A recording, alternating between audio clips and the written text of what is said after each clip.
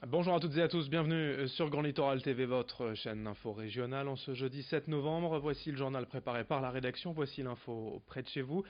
D'abord, bien vos prévisions météo. En ce jeudi, encore des averses cette nuit et ce matin dans la région. La perturbation pluvieuse va traverser le Nord-Pas-de-Calais jusqu'en milieu de matinée, et peut-être jusqu'en fin de matinée même.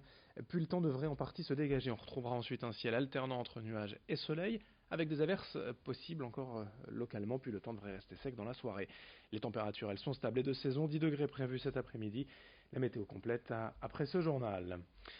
Une première image dans l'actualité à la une, alors que de fortes pluies ont de nouveau touché la région cette nuit, et je vous le disais, retour en images sur les inondations vécues dans le Boulonnais cette semaine, et même plus largement, puisqu'ici nous sommes à Hamboucre, un village à quelques kilomètres seulement au sud de Calais.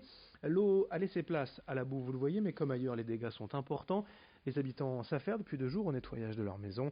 La ville tente elle aussi de nettoyer les rues, encore très boueuses, hier après-midi, et même si l'eau s'est retirée et que les bassins de rétention se vident rapidement, certains habitants ici sont fatigués de subir régulièrement la montée des eaux. Explications et témoignages recueillis par Lolita Perron. À 20 heures, l'eau est arrivée brutalement. Alors j'avertis les personnes qui pouvaient venir m'aider et puis ils sont venus pour m'installer des planches, des sacs de sable, comme d'habitude, parce que ça fait la 10e fois que je suis inondée. Mais cette fois-ci, je n'ai pas été inondée dans la maison.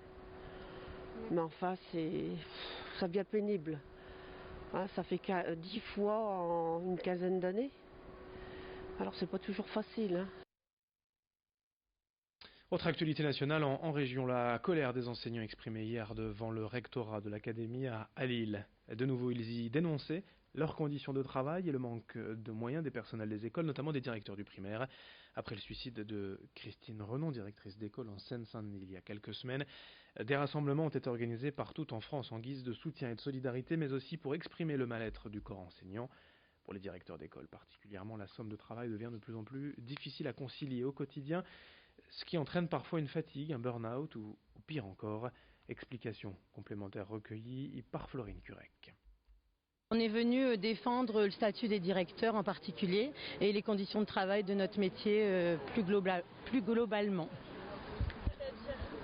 Le travail, les conditions de travail, le burn-out de nombreux collègues, toujours plus de travail à faire. On a l'impression qu'on n'a pas assez de temps en fait dans notre journée pour faire tout ce qu'on a à faire. Et les directeurs en particulier, on voit leurs conditions de travail, nous, de jour en jour, se dégrader. C'est vrai que moi j'ai hésité à prendre une direction. Quand je vois tout le travail et le manque de reconnaissance qu'il a, je pense pas que je vais postuler en fait pour prendre une direction dans les années qui viennent. Et autre image au cœur de cette édition, dans l'Audomarois, alors que les eaux pourraient recouvrir le triangle Calais-Saint-Omer-Dunkerque d'ici les prochaines décennies, selon de récentes études déjà évoquées ici, le collectif Extinction Rébellion veut faire réagir les autorités. Ses membres mènent ponctuellement des actions non violentes, afin de dénoncer l'urgence climatique et le manque d'action concrète des pouvoirs publics. Exemple avec une série de tags et de slogans retrouvés dernièrement dans l'Audomarois du type fermer les yeux n'empêchera pas d'avoir les pieds mouillés. Des actions symboliques non violentes, j'insiste, mais qui témoignent de l'inquiétude de la population sur un territoire particulièrement menacé. Explication au micro de Lolita Perron. 2 degrés de plus dans 50 ans, c'est 1 mètre d'eau en plus. Et donc dans le triangle Saint-Omer, Calais, Dunkerque, on sait qu'il y a plein d'endroits où on est au-dessous du niveau de la mer et où donc on sera les pieds dans l'eau. Donc là, il s'agit d'autre chose que de ce qu'on vit aujourd'hui, tout bêtement des inondations de saison. Non, il s'agit d'une montée des eaux salées. Ça va avoir forcément un impact majeur sur les écosystèmes et sur nos vies, sur l'économie, sur l'activité économique des personnes, sur notre santé, sur nos logements. Il y aura forcément des déplacements de population également. L'Université du Littoral, Côte d'Opale, ouvre ses portes aux entreprises aujourd'hui avec ses 14 laboratoires et 300 chercheurs. L'ULCO possède en effet de nombreuses ressources pour accompagner les entreprises du territoire. Encore faut-il mettre en place les passerelles pour relier de manière concrète les mondes universitaires et économiques. C'est l'objet de cette journée à Calais où près de 300 entreprises sont attendues pour rencontrer les différents laboratoires et les chercheurs. Explication quant à l'intérêt de cette journée avec Edouard Zimny, coordinateur du CROSSI InLab sur la Côte d'Opale, notre invité en plateau. On s'est rendu compte que beaucoup de forces vives du territoire partaient sur les métropoles, parce que les métropoles sont aujourd'hui encore très attractives pour les étudiants notamment. Le but est de faire devenir le littoral un territoire fort, afin que les futures compétences des entreprises et que les gens aient envie de rester sur le littoral, au-delà du cadre de vie qui est hyper intéressant et agréable, aussi parce que l'emploi à deux proximités se développera et les rapprochements se feront. Et puis pour finir cette édition sur une note plus douce, allons découvrir ensemble une production de plantes aromatiques et de fleurs comestibles dans la région.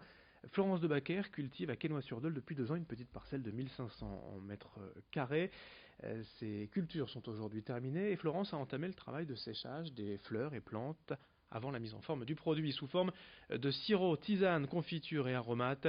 Elle est accompagnée par l'association Petit Pas et certains membres de sa famille. Pour l'instant, elle ne travaille que sur les marchés de la région, mais elle espère bien à terme ouvrir son commerce pour montrer que ce type de production a sa place dans la région, ici dans le Nord. Explication au micro de Rémi Desremeaux. Je perçois une réelle attente des consommateurs en fait sur un retour au naturel, sur aussi l'envie de cuisiner, de faire des choses un peu originales, de découvrir des nouvelles saveurs. Et du coup, voilà, je suis plutôt très contente parce que je reçois un très bon accueil. Moi, je fais quasiment que de la vente directe. Je fais les marchés fermiers du CIVAM. Après, je suis en couveuse d'entreprise, donc je suis encore en phase de test pour mon activité avec l'association Un Petit Pas. J'ai eu la chance d'avoir la mairie de Quesnoy en fait, qui m'a proposé un terrain qui est en friche depuis une 40aine d'années, du coup qui a pu être labellisé en agriculture biologique tout de suite. Et dans l'idée, c'est d'avoir une petite activité à mon échelle, parce que j'ai pas envie que ça devienne une multinationale du tout. Une dernière information en sport en handball en Lidl Star League. Et hier, l'USDK jouait à domicile face à Chartres, un promu. Et les Dunkerquois ont déçu, ne parvenant pas à l'emporter. Match nul, 24 partout contre Chartres. Dunkerque qui reste donc en milieu de classement de Lidl Star League. Fin de ce journal sur Grand Littoral TV à suivre dans un instant. Vos prévisions météo.